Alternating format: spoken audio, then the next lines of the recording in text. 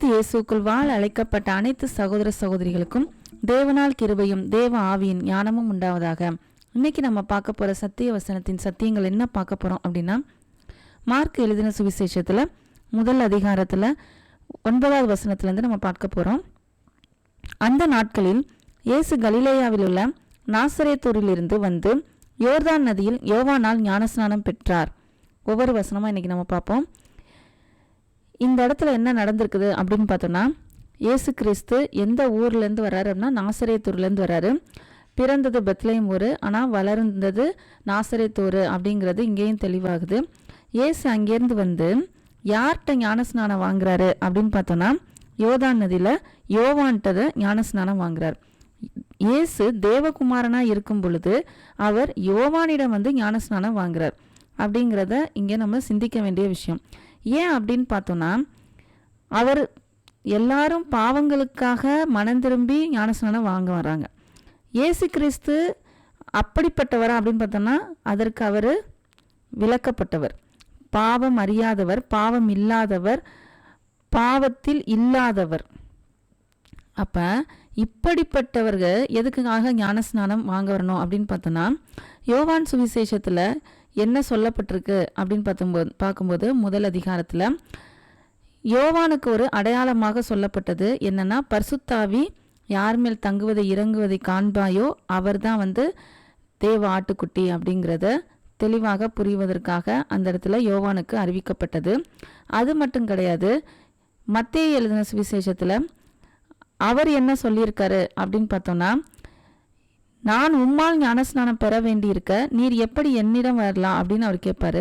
அப்போ இயேசு கிறிஸ்து ஒரு பதில் சொல்லுவார். என்ன சொல்லுவார் அப்படிங்கிறத நம்ம வாசிப்போம். மத்தேயு 3ஆம் அதிகாரம் 15வது வசனம். இயேசு அவனுக்கு பிரதியுத்தரமாக, இப்பொழுது இடங்கொடு, இப்படி எல்லா நீதியையும் நிறைவேற்றுவது நமக்கு ஏற்றதா இருக்கிறது என்றார். அப்பொழுது அவருக்கு இடம் கொடுத்தான். அப்ப இயேசு கிறிஸ்து எதற்காக யோவானிடம் வந்து ஞானஸ்நானம் வாங்குறார் அப்படின்னு பார்த்தோன்னா, அதுவும் ஒரு நீதி. என்ன நீதி அப்படிங்கிறப்ப, இயேசு கிறிஸ்து ஞானஸ்நானம் எடுத்து ஒரு மாதிரியை காண்பித்து நமக்கும் அதை எப்படி வெளிப்படுத்துகிறார் அப்படின்னா, அவர் ஒரு மனுஷகுமாரனாகவும் இருந்து அந்த இடத்துல எல்லாத்தையும் சரிவர செய்து முடிக்கிறார். எந்த இடத்துலையும் தன்னால் ஒரு சின்ன பிசகல் கூட இல்லாத அளவுக்கு பிதாவின் சித்தத்தை முழுமையாக 100% அவர் நிறைவேற்றார். அந்த நீதியில எங்கேயுமே என்ன ஆயிடக்கூடாது, பிசிறு இருக்கக்கூடாது அப்படிங்கிறதுக்காக அவர் எல்லாவற்றையும் சரிவர செய்கிறார். அப்ப ஞானஸ்நானம் இயேசு கிறிஸ்து எடுத்ததற்கு காரணம் பாவத்திலிருந்து மனம் திரும்புவதற்காக அல்ல, நீதியை நிறைவேற்றுவதற்காக அவர் அங்கே எடுக்கிறார். இதுதான் அந்த இடத்துல நமக்கு வெளிப்பட்ட விசேஷமாக இருக்கிறது. அடுத்தது வாசிப்போம். அவர் ஜலத்திலிருந்து கரையேறின உடனே வானம் திறக்கப்பட்டதையும் ஆவியானவர் புறாவை போல் தம்மேல் இறங்குகிறதையும் கண்டார். இந்த இடத்துல பார்த்தோம் அப்படின்னா, இயேசு கிறிஸ்துக்கு அதுக்கு முன்னால பரிசுத்தாவி இல்லையா அப்படின்னு பார்த்தோம்னா அப்படிலாம் சொல்ல முடியாது. ஏன் அதுக்கு முன்னால் அவர் பிரசங்கம் பண்ணலையா அப்படின்னு கேட்டோம். அதுக்கப்புறம் தான் பிரசங்கம் பண்ண போகிறாரா, அதுக்கு முன்னாடி இல்லையா அப்படின்னா அப்படியும் சொல்ல முடியாது. ஏன்னா 12 வயசுலேயே அவர் பிரசங்கம் பண்ணியிருக்காரு. பரிசுத்தாவி அப்போ தான் இறங்கியிருக்காரா, அதுக்கு முன்னாடி இல்லையானா அப்படியும் சொல்ல முடியாது. ஏன் அப்படின்னா இவர் பரிசுத்தாவியினால தான் என்ன ஆயிருக்காரு, பிறந்தார். பரிசுத்தாவியினால தான் உருவாகி பிறந்திருக்கார், மனுஷகுமாரனாக பிறந்திருக்கார்.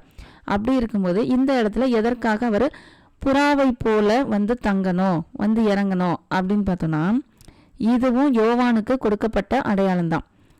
யார் மேல் பரிசுத்தாவியானவர் புறாவை போல் இறங்குவதை காண்கிறாயோ அவர் தான் யாரு, தேவகுமாரன் அப்படின்னு சொல்லப்பட்டிருக்குது. இது எங்கே இருக்குது அப்படின்னு சொல்லானா, யோவான் எழுதின சுவிசேஷத்துல 1வது அதிகாரத்துல 33வது வசனம். நானும் இவரை அறியாதிருந்தேன், ஆனாலும் ஜலத்தினால் ஞானஸ்நானம் கொடுக்கும்படி என்னை அனுப்பினவர் ஆவியானவர் இறங்கி யார் மேல் தங்குவதை நீ காண்பாயோ அவரே பரிசுத்தாவியினால் ஞானஸ்நானம் கொடுக்கிறவர் என்று சொல்லியிருந்தார். அந்தபடியே நான் கண்டு இவரே தேவனுடைய குமாரன் என்று சாட்சி கொடுத்து வருகிறேன் என்றான். இதுல நல்லா நம்ம பார்க்கணும், அந்த நீதி அதே மாதிரி யோவானு கொடுத்த அடையாளம், இது எல்லாமே யோர்தான் நதியில நடக்குது. எப்படின்னா, அந்த நதியில நின்றுக்கிட்டே யோவான் சாட்சி கொடுக்குறாரு, இயேசு கிறிஸ்து தான் அந்த தேவகுமாரன் அப்படின்னு சொல்லி சாட்சி கொடுக்குறாரு. இப்பேற்பட்ட, அதாவது இதுதான் மிகப்பெரிய வேலை, யோவான் சனுடைய வேலையே. அந்த வேலையை செய்வதற்கு முன்னால இது இரண்டும் நடக்குது. அதுதான் அங்கே இருக்கிறது. அங்கே இயேசு கிறிஸ்து ஞானஸ்நானம் வாங்குறதோ இல்லை பரிசுத்தாவி வந்து அவர் மேல் தங்குவதோ அது அங்கே பிரதானம் இல்லை. எது பிரதானம் இல்லைங்கிறதோட அதை விட முக்கியம் எது அப்படின்னு பார்த்தோன்னா, இயேசு கிறிஸ்து தான் தேவகுமாரன், பாவங்களை சுமந்து தீர்க்க போற ஆட்டுக்குட்டி அப்படின்னு யோவான் அந்த இடத்துல சாட்சி கொடுக்க போறாரு. இதற்காக கொடுக்கப்பட்டவைகள் தான் இவைகள் ரெண்டும். இயேசு கிறிஸ்து அங்கே வந்து ஞானஸ்நானம் வாங்க வரணும், அந்த நீதியை நிறைவேற்றணும். அடுத்தது பரிசுத்தாவியான வந்து அந்த இடத்துல இறங்குறத யார் பார்க்கணும்? யோவான் ஸ்நானன் பார்த்து அவரால் என்ன பண்ண முடியுது? இவர் தான் தேவகுமாரன் அப்படின்ட்டு பாவத்தை சுமந்து தீர்க்கிற ஆட்டுக்குட்டி அப்படின்னு காமிக்கிறார். இத்தனைக்கும் மரியாளும் எலிசபெத்தும் உறவினர்கள். மரியாள் வந்து எலிசபெத்தை வாழ்த்துதல் சொல்லும் போதே யோவான் கருவில் இருந்த யோவான் ஸ்நானன் என்ன ஆயிட்டாரு? அந்த குழந்தை துள்ளிற்று அப்படின்னு இருக்கு. என் ஆண்டவருடைய தாயார் வர நான் யார் அப்படிங்கிற அளவுக்கு எல்லாமே ஒன்றுக்கு ஒன்று ரிலேட்டடாக இருக்கு. அப்போ இயேசு கிறிஸ்து இப்படிப்பட்டவர் தான், இவர் தான் வந்து தேவகுமாரன் அப்படின்ட்டு எப்போ யோவான் ஸ்நானனுக்கு முழுமையாக தெளிவாக வெளிப்படுது அப்படின்னா அது இந்த இடத்துல மட்டும்தான். யோவான் ஸ்நானன் தனக்கு கொடுத்த வேலையை, கர்த்தருக்கு வழியை ஆயத்தப்படுத்துங்கள்ங்கிற அந்த வேலையை செய்யும் பொழுது தேவகுமாரனாகிய இயேசு கிறிஸ்துவை அவர் கண்டு கொண்டார். இந்த விஷயத்திலிருந்து நம்ம என்ன வெளிப்படுது அப்படின்னு பார்த்தோம்னா, கர்த்தர் நமக்கு கொடுத்த வேலையை, கர்த்தர் அவருடைய வேலையை நமக்கு கொடுக்கும் பொழுது அதை எப்பொழுது நாம் செய்கிறோமோ, அதை செய்து கொண்டிருக்கும் பொழுது நாம் அவரை தரிசிக்க முடியும். அது வரைக்கும் நமக்கு வந்து பல குழப்பங்கள் இருந்தாலும், சில விஷயங்களை தெளிவில்லாமல் இருந்தாலும், தேவன் நமக்காக என்ன திட்டம் வைத்திருக்கிறாரோ அதை புரிந்து கொண்டு நாம் என்றைக்கு நாம் அதை சரியாக செய்து வருகின்றோமோ அந்த நேரத்தில் அந்த இடத்தில் தேவன் தம்மை அவர் முழுமையாக வெளிப்படுத்துவார். அதுவும் எவ்வளோ அழகா வெளிப்படுத்தியிருக்கார் யோவான் ஸ்நானனுக்கு அப்படின்னு பார்த்தோம்னா, அடுத்த வசனத்தை வாசிப்போம். அன்றியும் நீர் என்னுடைய நேசகுமாரன், உம்மில் பிரியமாயிருக்கிறேன் என்று வானத்திலிருந்து ஒரு சத்தம் உண்டாயிற்று. இந்த இடம் எவ்வளவு அழகான ஒரு பகுதி பாருங்க. ஒரே டயத்துல பிதா, குமாரன், பரிசுத்தாவி மூன்று அந்த பேரும், அதாவது திருத்துவம் அந்த இடத்துல என்ன ஆகுது? வெளிப்படுது. இவர்கள், அதாவது இதை நம்ம பன்மையாகவும் சொல்ல முடியாது, ஒருமையாகவும் சொல்ல முடியாது. ஏன்னா தேவனை குறிக்கக்கூடிய இலக்கணம் தமிழ்லையோ இல்லை ஆங்கிலத்திலேயோ எதையுமே சொல்ல முடியாது. இது நம்ம மனிதனுடைய இலக்கணத்துக்குள்ளதான் ஒருமை பன்மைங்கிறது. ஆனால் தேவனுக்குன்னு ஒரு இலக்கணம் நம்ம சொல்ல முடியாது. அப்போ இது ஒருமையா பன்மையா அப்படின்னு நம்ம வகையறுக்க முடியாது. ஆனால் ஒன்று மட்டும் சொல்லலாம், எல்லாமே ஒன்றுதான். வரங்கள் பலவிருந்தாலும் ஆவியானவர் ஒருவரே.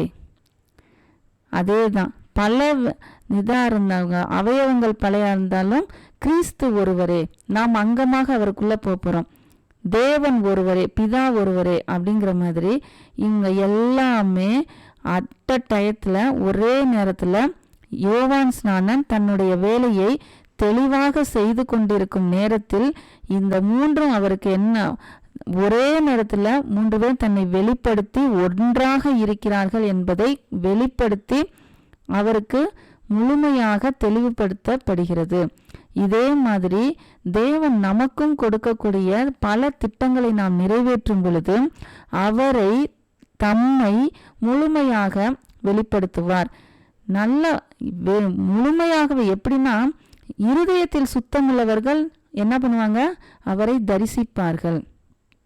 அந்த அளவுக்கு நாம் அவரை தாகமாகவும் அன்பாகவும் அந்த வேலையை நம்ம செய்யும் பொழுது அவரும் தன்னை எண்ணாம இருக்க மாட்டாரு, வெளிப்படுத்தாமல் இருக்க மாட்டார்.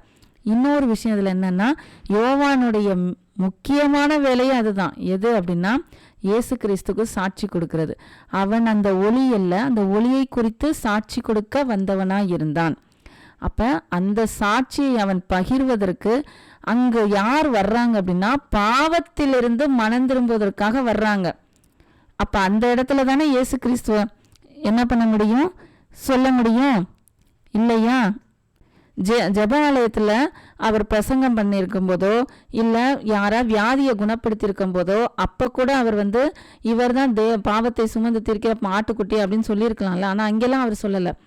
எந்த அற்புதமும் செய்யாத நேரத்தில், எந்த பிரசங்கமும் செய்யாத நேரத்தில் ஒரு தைரியமா ஒரு இடத்துல இருந்து சுத்தி எந்த ஒரு வேலையும் இயேசு கிறிஸ்து செய்யலை.